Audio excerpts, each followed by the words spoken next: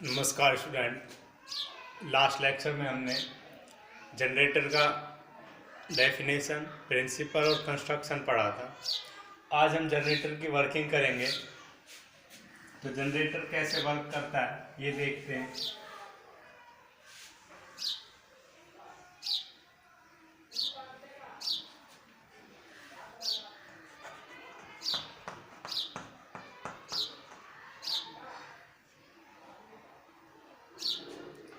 Working तो working में क्या है कि जब हम इस एक्सल को क्लॉकवाइज या एंटी क्लॉकवाइज घुमाते हैं, हमारे ऊपर डिपेंड है कि हम इसको क्लॉकवाइज घुमाएं या फिर एंटी क्लॉकवाइज घुमाएं। तो हमारी कॉइल कैसे घूमती है, उसका मैग्नेटिक फील्ड कैसे एक्ट करता है और करंट की डायरेक्शन क्या होती है, यही इसकी वर्किंग है। देखते हैं। When mechanical work done on axle and axle start rotate in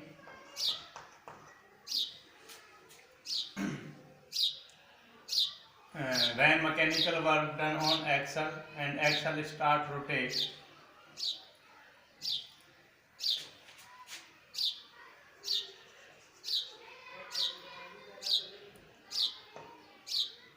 axle start rotates,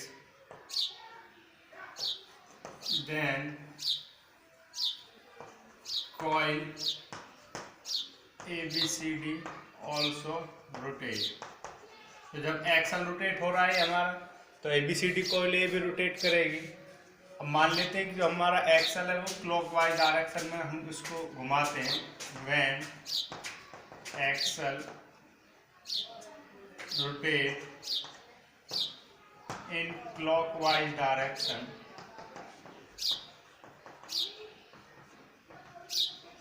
when axle rotate in clockwise direction,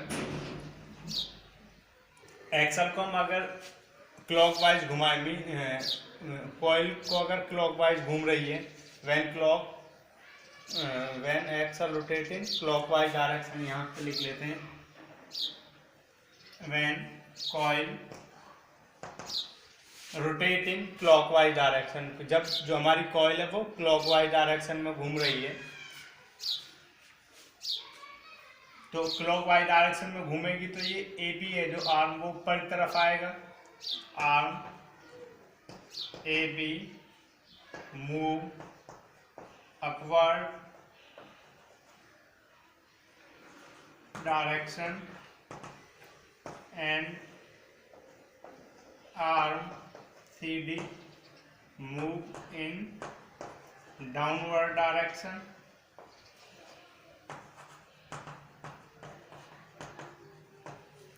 तो arm A B upward mean ऊपर की तरफ घूम रहा है और सी डी नीचे की ओर जा रहा है। हमने इसको ऐसे घुमाना स्टार्ट किया, ये मेरी क्लॉक कॉइल है, इसको मैंने ऐसे घुमाया तो ए बी ऊपर की तरफ आ रहा है और सी डी नीचे की ओर जा रहा है। क्लियर। अब हमको क्या करना है, फ्लेमिंग का राइट हैंड रूल यूज करना है, और फ्लेमिंग का राइट हैंड रूल यूज करके हम देखते हैं कि हमारी करंट की डायरेक्शन किधर होती है। क्लियर, ये नोट कर लें।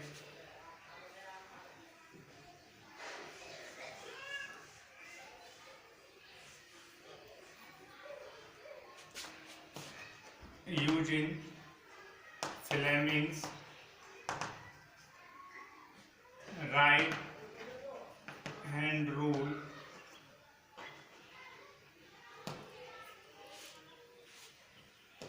the current in arm AB flow upward and in CD flow downward। तो जो करंट है वो ए बी में ऊपर की ओर जाएगा और सी डी में नीचे की ओर। देख लेते हैं राइट हैंड रूल यूज करके।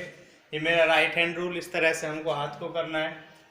मैग्नेटिक फील्ड की डायरेक्शन क्या हो गई, ये मैग्नेटिक फील्ड इस डायरेक्शन में हो गया। फोर्स की डायरेक्शन ये हो गई, ऊपर की तरफ मूव कर रही है ना, मोशन किधर हो गई, ऊपर की तरफ। हम मैंने इधर की तरफ कर लिया मैग्नेटिक फील्ड ये। तो करंट कैसे मूव कर रहा है, अपवर्ड डायरेक्शन में। करंट कैसे मूव कर रहा है, इस डायरेक्शन में। इस धर कैसे हो जाएगा, इस डायरेक्शन में। क्लियर, ये बात आपको समझ में आ गई होगी। In arm C d current flow in downward. Clear. अब ये हमारा हाफ रोटेशन हो गया, ऐसे कॉइल मूव कर गई, हाफ रोटेशन हो गया। और उसके बाद करंट, ये जो एक्सटर्नल, हम इसको क्या नाम देंगे, इस नाम को नाम देंगे एक्सटर्नल सर्किट। इन एक्सटर्नल सर्किट में जो करंट है वो कैसे फ्लो करेगा, B2 टू B1। तो इधर जो करंट की डायरेक्शन है वो ये हो जाएगी। Clear.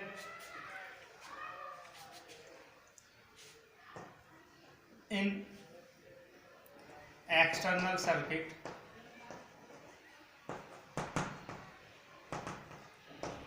Current flow from B2 to B1।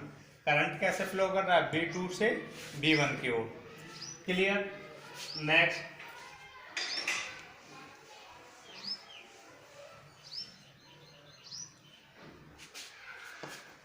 After half rotation, अब आफ्टर हाफ रोटेशन के बाद क्या हो जाएगा, जो मेरी कॉइल है वो कैसी हो जाएगी, इस तरह से d c b a, d c b a हो जाएगा। ठीक है। After half rotation current flow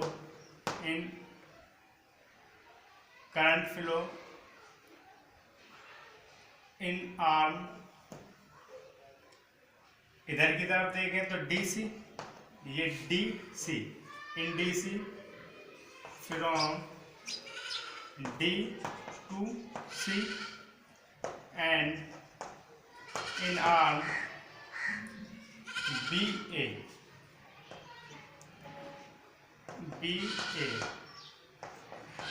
from B to A। अब आर्म इधर कैसे करंट फ्लो करेगा, वही फ्लेमिंग का हमने राइट हैंड रूल यूज करना है। ठीक है। तो इधर D से C और इधर B से A, तो वही मैंने लिखा है। तो करंट कैसे मूव कर रहा है, DC BA। Clear. After half rotation current flow in arm DC from D to C and arm BA from B to A। Clear. अब क्या है कि जो एक्सटर्नल सर्किट है उसमें जो करंट की डायरेक्शन होगी वो B1 से B2 की ओर हमको दिखाई देगी।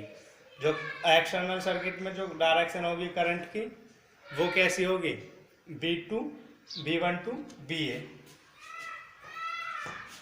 इन external circuit now current flow from B1 to B2। तो एक्सटर्नल सर्किट में करंट कैसे फ्लो कर रहा है, B1 टू B2। क्लियर। अब करंट की डायरेक्शन चेंज हो रही है एक्सटर्नल सर्किट में, तो इसका मतलब क्या है, जब करंट की डायरेक्शन चेंज हो रही है तो करंट की डायरेक्शन एक डेफिनेट इंटरवल ऑफ टाइम के बाद चेंज हो रही है, पीरियोडिकली चेंज हो रही है। तो इसका मतलब ये कैसा करंट है, ऑल्टरनेटिंग करंट। क्योंकि जो ऑल्टरनेटिंग करंट है वो क्या है, ऐसा करंट होता है जिसकी जो डायरेक्शन है वो एक पीरियड के बाद चेंज हो जाती है। Clear. This process repeat after every half rotation. This process repeat after every half rotation this type of current